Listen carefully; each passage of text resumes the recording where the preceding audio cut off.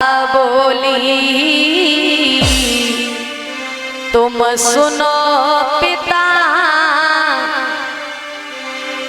बिटिया बोली तुम सुनो पिता। और ये पातक हमने छोड़े हैं,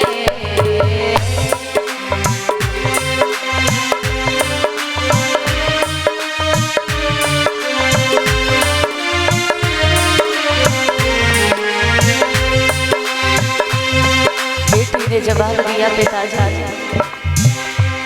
ये पाप अनजाने में मुझसे हुआ है। बिटिया बोली सुनो पिता,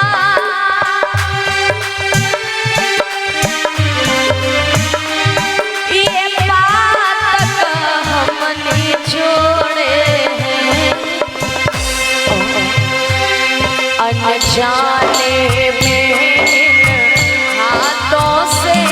अनजाने में इन हाथों से रिसीवर के नैना फोड़े हैं।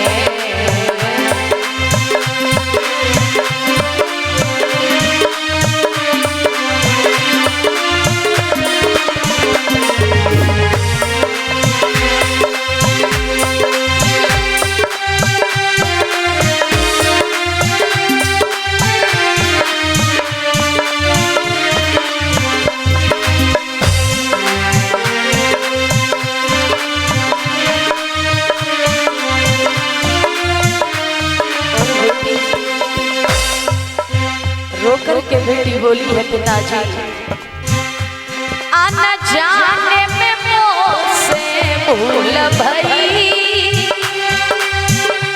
अब जो चाहो सो करो पिता। और पिताजी चाहे त्यागो चाहे राखो, तो बोला चाहे त्यागो चाहे राखो, चाहे जीवन में रो रो पिता।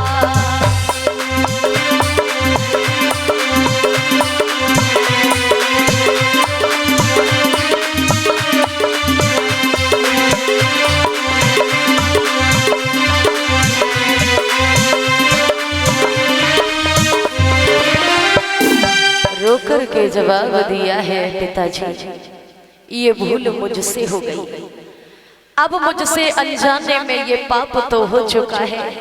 अब चाहे मुझे अपनाओ चाहे मुझे दंड दे दो, इस बात का मुझे कोई कष्ट नहीं है। लेकिन पिताजी मुझसे ये भूल अनजाने में हुई है, मैंने जानबूझकर ऋषिराज के नेत्रों को नहीं फोड़ा।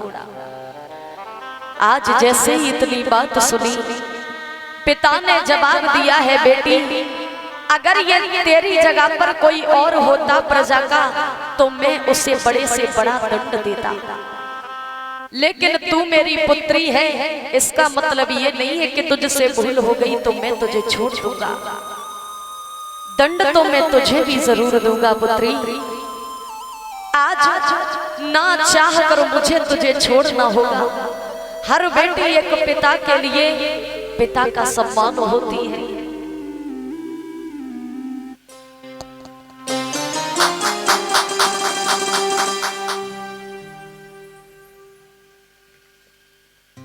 आज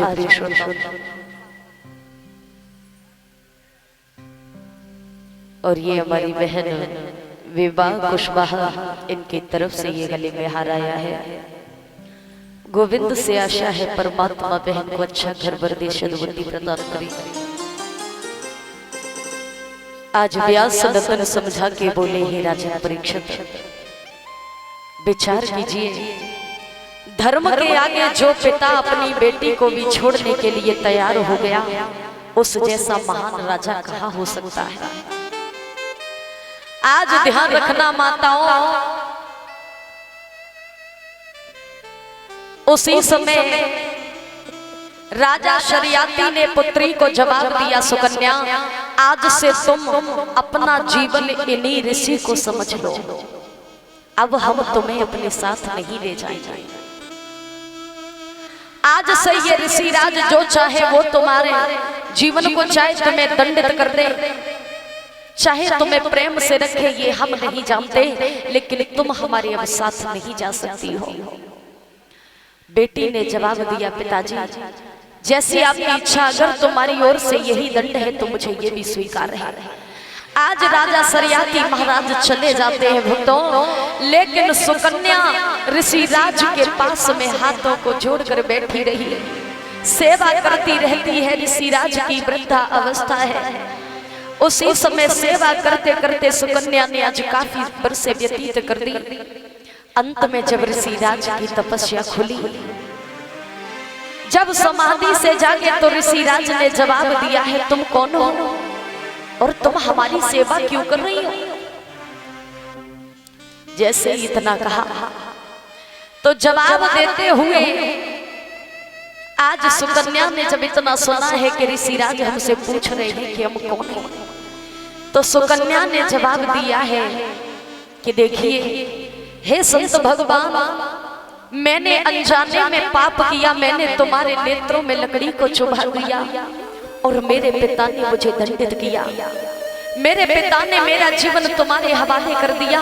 अब तुम चाहे मुझे मार दो, चाहे जीवित छोड़ दो, ये तुम्हारी भावना होगी, लेकिन मैं तुम्हारे जीवन भर जब तक जीऊंगी ऐसे ही सेवा करती रहूंगी। ऋषिराज ने आज प्रसन्न होकर के जवाब दिया है, देखो तुम्हारा स्वभाव, तुम्हारी ये सेवा को देखकर हमारा हृदय तुम्हारे लिए आज दयावान हो चुका है। तुम हमसे कुछ वरदान मांग लो, तुम क्या मांगना चाहती हो? तो पुत्री ने आज जवाब दिया है, ऋषिराज अगर तुम हमें देना चाहते हो तो केवल इतना दे दो, अब मेरा जीवन ये तुम्हारे हाथों में है और मेरी कुछ उम्र भी नहीं है। मैं अपने पिता के दिल को जीतने के लिए इस संसार में कुछ भी कर सकती हूँ।